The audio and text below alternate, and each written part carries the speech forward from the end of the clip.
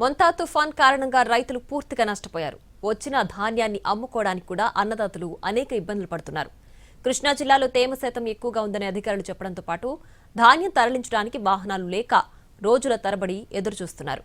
మరో తుఫాన్ వస్తుందన్న ఆందోళనతో రైతులు మరింత భయపడుతున్నారు. ప్రభుత్వం స్పందించి వెంటనే ధాన్యం వేగంగా కొనుగోలు చేయాలని కోరుతున్నారు. ఇదే అంశానికి సంబంధించి మరిన్ని వివరాలు మా ప్రతినిధి శ్రీకాంత్ అందిస్తారు.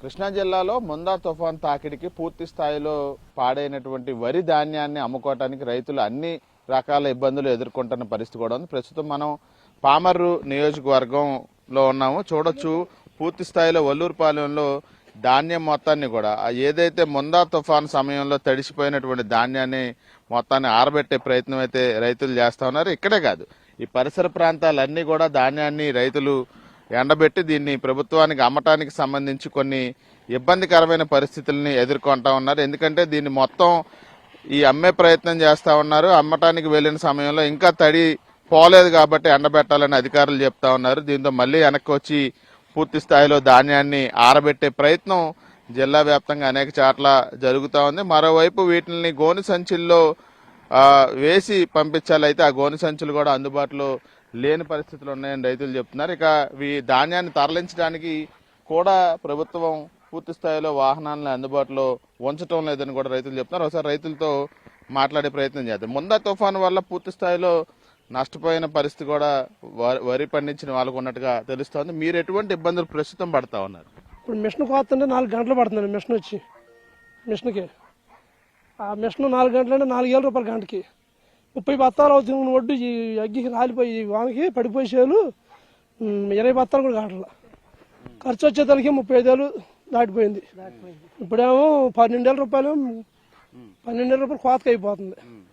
మరి వీటిలో వచ్చే 20 బత్తాల్లో కూడా 15 బత్తాలు కౌలు కడితే మాకు అసలు ఏం లేవు. తింటూ గవర్నమెంట్ అది వేద్దానని బట్టి అసలు ఏం వేయలేదు. ఆ వేసినా కూడా ఎందుకు తీరంగానే కూడా రావు మాకు. అంటే మీరు ఇది తీసుకొని మీరు అమ్మటాకి వెళ్ళినప్పుడు వాళ్ళు ఏం చెప్తా ఉన్నారు? ఈ తడికి సంబంధించి కానీ కొంచెం తేవంది ఆరబెట్టాలంటున్నారండి. ఇంకా ఆరబెట్టాలి కొద్దిగా. 17% వస్తేనే వేసుకుంటాము, లేకపోతే వేసుకోము, కటింగ్ పెడతాం మీకు అన్నారు. పాయింట్కి 20 రూపాయలు కట్ చేస్తారంట. ఎంత శాతం ఉంది ఆల్రెడీ మీరు చూపించుకోండి? ఇప్పుడు 18 అట్ట 19 అట్ట ఉందండి. ఏమన్నా అమ్ముకున్నారా మీరు? కొంతైనా అమ్మలేదండి. ఇంకా ఇక పోసేసి అట్టగా ఉంచేసి అన్ని. మీరు చెప్పండి, ఈ ధాన్యాన్ని తరలించడానికి కొన్ని సంచులు కూడా గోనె సంచుల సమస్య కూడా ఉంది అంటారు. అంటే ఎన్ని అడిగితే ఎన్ని ఇస్తున్నారు? అసలు ఇస్తున్నారు లేదండి? కాదు అడితే ఇస్తున్నారు, కాదు లారీలు రాలేదంటున్నారు, మిల్లులు తీసుకుంటలేదు అంటున్నారు, ఇంకా రావాలంటున్నారు.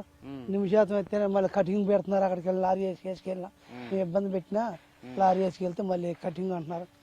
అక్కడ వెళ్ళిన కటింగ్ చూసుకున్నారు కానీ మీరు చూసుకున్నారు కానీ ఇక్కడ మళ్ళీ కటింగ్ ఏంటండి? మీరు వచ్చిందని రీడింగ్ తీసుకున్న తర్వాత అక్కడికి వెళ్ళాక మళ్ళీ తగ్గిస్తున్నారు అది అంటున్నారు. సంచులు ఇయ్యాలి వస్తే రేపు వస్తాయి అంటున్నారు. ఇవన్నీ మొబ్బులు చేస్తున్నారు. కోసిన వాళ్ళకని మాకను పండించిన సుఖం లేకుండా పోయింది. ఇప్పుడు మీరు వెహికల్స్ కూడా అంటే ఈ తీసుకెళ్తా వాహనాలకు సంబంధించి కూడా ఏమైనా అందుబాటులో ఉన్నాయి?